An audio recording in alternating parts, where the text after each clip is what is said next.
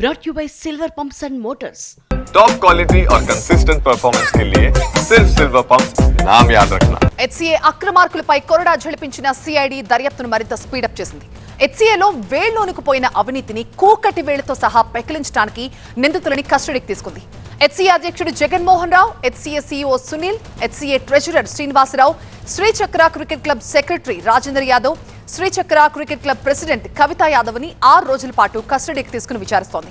HCA clubs లో అవకతవకలు, గత హెచ్సీఏ ఎన్నికల్లో చోటు చేసుకున్న పరిణామాలపై సిఐడి ప్రధానంగా ఫోకస్ చేసినట్టుగా తెలుస్తోంది. హెచ్సీఏకు వచ్చిన నిధులు, వాటి ఖర్చు చేసిన విధానంపై సిఐడి లోతైన విచారణ జరిపే అవకాశం ఉంది. వీరిని విచారిస్తే హెచ్సీఏలో జరిగిన అవకతవకలకి సంబంధించి మరిన్ని వివరాలు వెలుగులోకి వస్తాయని సిఐడి అధికారులు భావిస్తున్నారు. ఈ కేసులో A2గా ఉన్న హెచ్సీఏ సెక్రటరీ దేవరాజ్ని తప్ప మిగిలిన అధికారులను సిఐడి అధికారులు అరెస్ట్ చేశారు. దేవరాజ్ మాత్రం పోలీసులకి చిక్కకుండా పరారీలో ఉన్నారు. దేవరాజ్ పరారు కావడానికి ఉప్పల్ సిఐ ఎలక్షన్ రెడ్డే కారణమని అధికారులు గుర్తించారు. దేవరాజ్ అరెస్టుకు సిఐడి రంగం సిద్ధం చేయగా అరెస్టు సమాచారాన్ని ముందుగానే దేవరాజ్ కి చేరవేశాడు ఎలక్షన్ రెడ్డి. దీంతో దేవరాజ్ సిఐడికి చిక్కలేదు. సిఐడి సమాచారాన్ని ముందుగా లీక్ చేసినందుకు గాను సిఐ ఎలక్షన్ రెడ్డిపై సస్పెన్షన్ వేటు పడింది. ప్రస్తుతం నాంపల్లి కోర్టు నుంచి మా కరెస్పాండెంట్ ప్రణీత మనకి లైవ్ లో జాయిన్ అవుతున్నారు మరింత సమాచారంతో. ప్రణీత, ఈ దేవరాజ్ కోసం గాలింపు ఎంతవరకు వచ్చింది అని ఈ విచారణ ఎలా జరగబోతోంది?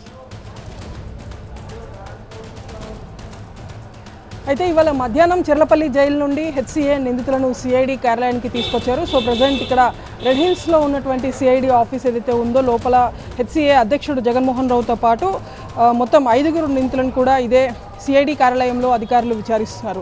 ప్రధానంగా పలు అంశాలు, కేవలం శ్రీచక్ర క్రికెట్ క్లబ్కి సంబంధించినటువంటి వ్యవహారమే కాకుండా ఐపీఎల్ టికెట్స్ వ్యవహారం, అట్లాగే బీసీసీఐ నుండి వచ్చేటువంటి నిధుల వ్యవహారం, ఈ అన్నిటి అంశాలకు సంబంధించినటువంటి విచారణ సిఐడి అధికారులు జగన్మోహన్ రావు నుండి స్టేట్మెంట్ తీసుకుంటున్నారు. అయితే గత 2 years క్రితం జగన్మోహన్ రావు హెచ్సీఏ అధ్యక్షుడిగా ఎన్నికయ్యారు. సో ఆ ఎన్నిక సైతం పూర్తిగా నిబంధనలకు విరుద్ధంగా జరిగింది. అతడి ఎంట్రీ, హెచ్సీఏలో అతడి ఎంట్రీనే పలు అక్రమాలకి దారి తీసింది అనేటువంటిది ప్రధాన అభియోగం.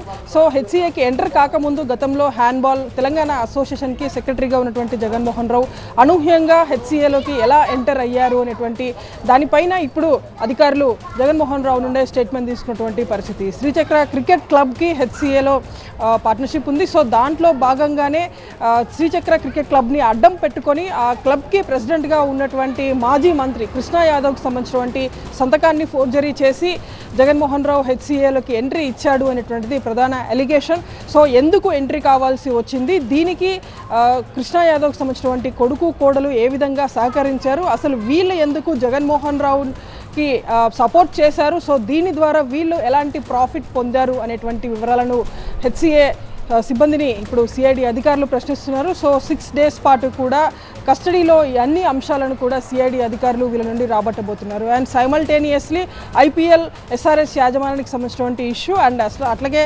బీసీసీఐ నుండి వచ్చినటువంటి నిధుల్లో కేవలం హైదరాబాద్తో పాటు డిస్ట్రిక్ట్ క్రికెట్ అసోసియేషన్కి ఎంత ఖర్చు చేశారు, అసలు అందులో జరుగుతున్నటువంటి గోల్మాల్ సంబంధించినటువంటి ఆధారాలను సిఐడి ఇప్పటికే సేకరించింది.